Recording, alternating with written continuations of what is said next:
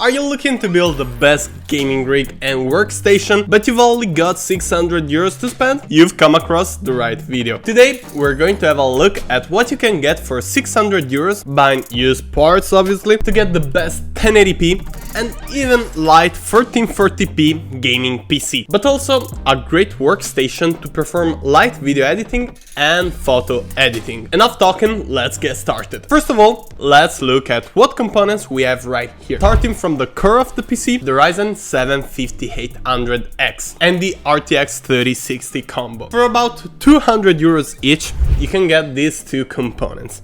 The Ryzen 7 5800X is an 8-core 16-thread CPU with a base clock of 3.8 GHz, a turbo clock of 4.7 GHz, 4 MB of L2 cache and 32 MB of L3 cache. Based on Zen 3, so 7nm architecture, this CPU has a TDP of 105 watts, even though it almost never reaches them. The RTX 3060 I'm using is a night chill model, which is amazingly performant, and temps are extremely low due to the massive heatsink and 3 fans. The RTX 3060 was first launched on February 2021, is based on the Ampere architecture and mounts the GA106 processing unit, based on an 8nm technology from Samsung. This GPU has 12 billion transistors with 3584 shading units, 112 TMUs, texture mapping units, 112 tensor cores, 48 render output units,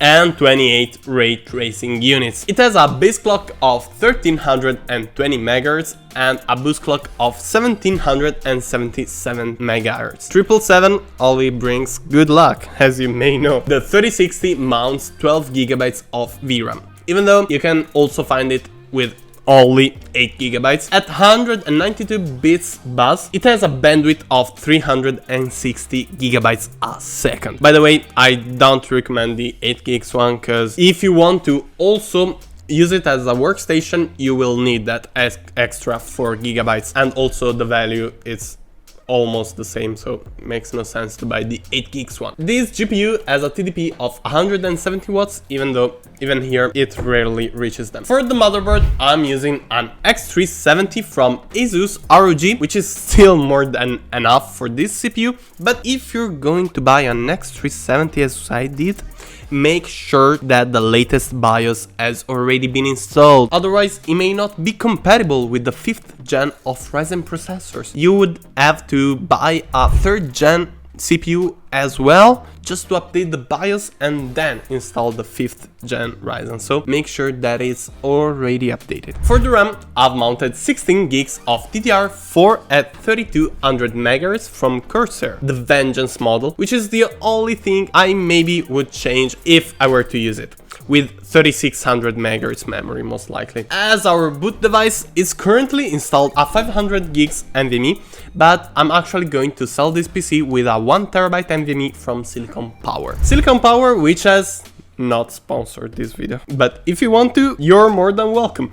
A 750 watts PSU from Thermaltake powers all these components. It also has an RGB fan, which is extremely cool, and we're using the Antec DA601 as our case. Let's now have a look at the performances, both in-game and with synthetic loads. Let's start with the games, since they give a better idea of real-life performances and applications. Starting off with Starfield, the latest game released I'm trying right now. At 1080p medium, we get anything between 80 to 110 FPS in the first scene of the game, and at high settings between 70 to 90 FPS, and at ultra between 50 to 70. So if you're going to play at 1080p, you will easily enjoy this game with no issues. But this doesn't mean that you can't play at 2K. At medium settings, 1440p, it scores between 70 to 90 FPS as well, which is absolutely enjoyable. At high settings, between 50 to 60 FPS, while at ultra it starts to suffer a little bit,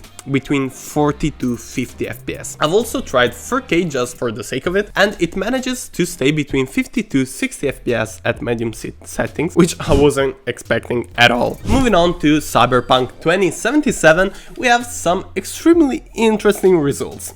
At 1080p medium, we get 104 FPS in the in-game benchmark, at high 89 FPS, and at ray tracing low 68 FPS, which means you can enjoy ray tracing, even though at low settings it's not the most true-to-life experience. At ray tracing medium 50 FPS and ray tracing ultra 47 FPS. If you want to play 4K, you will be able to as well, but forget about ray tracing. At 1440p medium it scores 81 FPS, at high 63 and at ultra 45. But as soon as you turn ray tracing, even at low, you'll only get 53 FPS. Testing out Detroit Become Human, at 1080p high settings we get between 110 to 140 FPS, and I can't stress enough how cool and detailed this game looks. Well, at ultra between 110 to 130 FPS. In 1440p high, we get between 80 to 110 FPS, and at ultra between 70 to 100. Once again, you can truly experience the detail quality of this game at high frame rates. As our final game, we're testing Warzone 2. In 1080p balanced settings, it scores between 140 to 160 FPS. So, if you have a high refresh rate monitor, you'll enjoy it at its full. At 1080p Ultra, it manages to reach between 120 to 140, so still a refresher monitor more than welcome. In 1440p, sorry for the mic, in 1440p balanced settings, it scores between 100 to 110 FPS, at Ultra between 80 to 100 FPS. Once again, I tested it out in 4K just because, and at balanced settings, it reaches between 50 to 70 FPS. That's all for in-game benchmarks. If you'd like to see different games tested out, leave a comment down below. And since you're down there, make sure to hit the subscribe button and leave a like as well. Moving on to synthetic loads, I've tested this build using the new Cinebench 2024, and here are the results. The 3060 scored 8251 points, greatly above the 2070 and just below the AMD Radeon Pro W6800, which is a workstation GPU from AMD. The 5800X scored 857 points in the multi-core performance test, higher than the average 5800X, but scored 89 points, which is slightly lower than the average. I've also tried a benchmark called Neuroscore, I don't know, available on Steam for free.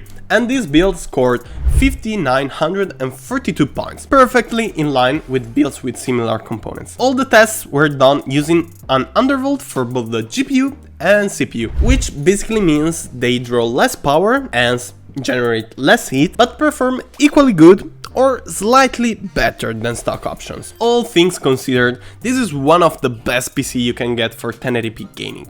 You can even play some titles in 2K, but I would go with a stronger GPU if that's your aim. If you buy the single parts, you can get a similar PC for 600 euros, but if you want to buy this exact build, you can find it listed on eBay in the first link in the description. Thank you so much for sticking until the end of this video. If you've liked it, leave a like down below and subscribe to the channel. It's completely free for you, but it helps me a ton. Leave a comment with your current PC rig down below, and I'll see you in the next one. Ciao!